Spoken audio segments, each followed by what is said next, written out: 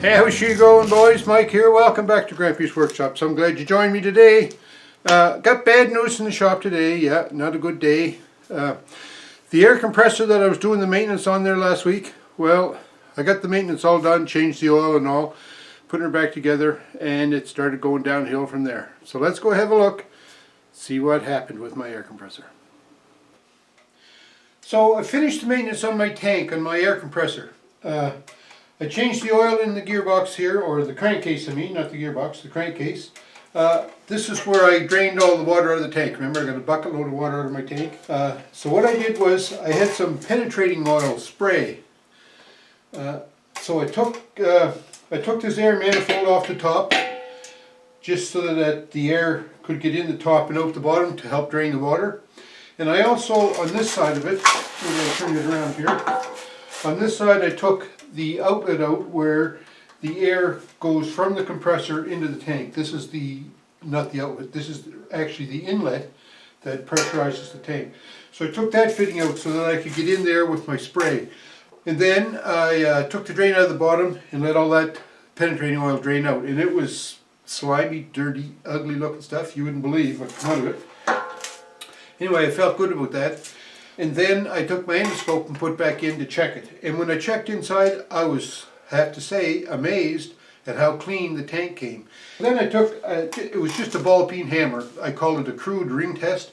And I just started tapping. Then I tapped around the bottom when the tank was laying on its side, tapped around the bottom and around the top. And it all sounded good and solid. It rang nice, eh? Which, when you do a ring test, when you hit it, hear how that rings? Is kind of like a sharp tone. That says that the metal is in good condition, eh? Like there's no cracks or flaws or anything in it. So that was the story about the maintenance of my tank. So I felt good about the tank. I ordered some parts and pieces to gear up to put a hose on the drain, so that I'm going to have the hose mounted up here somewhere. So it'd be a simple thing, just grab the hose, aim it towards the floor drain and open it up and let the water and air, let the air blow the water out, basically is what's going to happen. So I think that's well looked after. So I started putting my compressor back together. First thing it is, put the manifold on. But when I was putting this air manifold back on, and this air manifold is quite a little thing, it has an air inlet at the back, and it comes into this array here. And this is made out of, well, white metal. That's what we used to call it. I'm not sure really the proper technical name for it, but I'm calling it white metal. It goes right through to the pressure relief, but then it tees up here, and this is the pressure. This is the tank pressure gauge here. So then it splits up and it goes to a regulator, one regulator on each side, and then pressure gauge for each of those outlets, and then over here to each quick connect outlet. When I had taken the pressure relief valve out because I wanted to get an air access into the tank for when I was draining the fluid to make sure that the fluid would drain out good. I took that out. When I was putting it back in, guess what happened? Maybe you can tell, because on here I have a gear clamp. Yeah, this stem here, it split up here at the threads, and it leaked air. So I thought, well, that's a darn sin. What am I going to do? I went online trying to find parts for this manifold. I went on the Snap-on site. I went on the site that listed in the manual for the Snap-on tool, and it listed every part in the manual except this manifold. So I thought, okay, what can I do? Well, I looked at a lot of different options to try to repair this stem, and what I come up with is this is not a permanent solution. I just did this just to see if I could get it to work. Now the pipe threads are tapered, as you know, so the tighter you screw that in the hole, the more pressure it puts and splits the female end of this on this tube apart.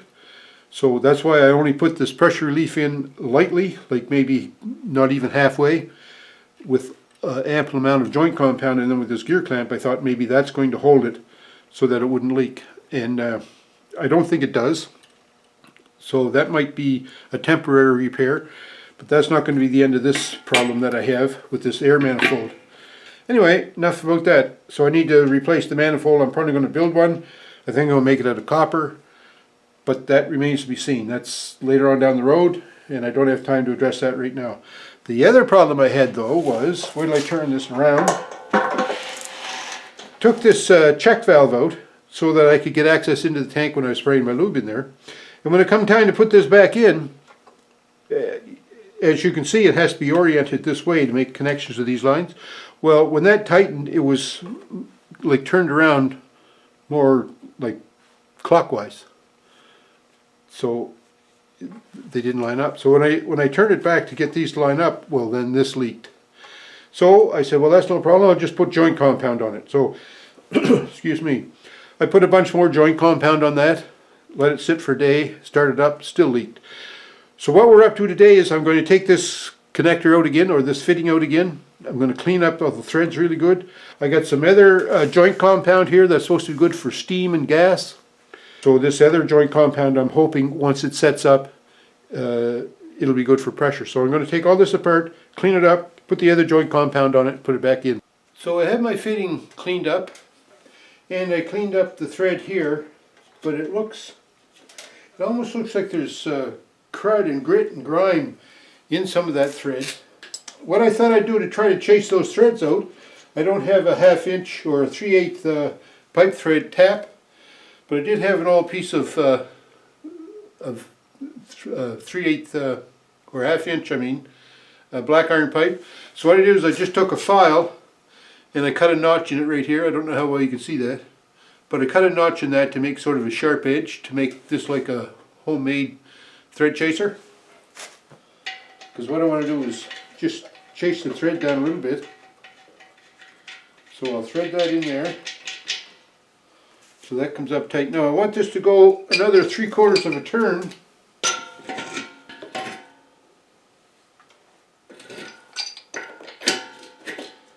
I'm hoping this is cleaning the thread out right.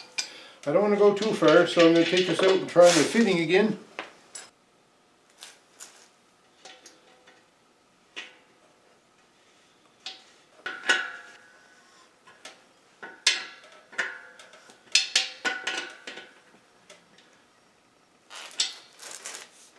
Felt like it was cross-threaded, but that doesn't look too bad right there. I'm going to take this out again, and I'm going to put some thread sealer on it.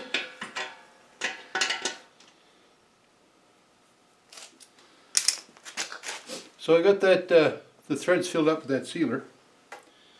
Let's try it.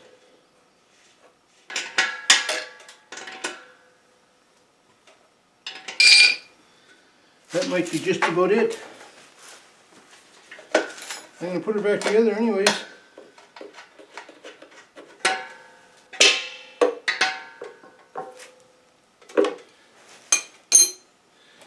Okay, now we can put this one on.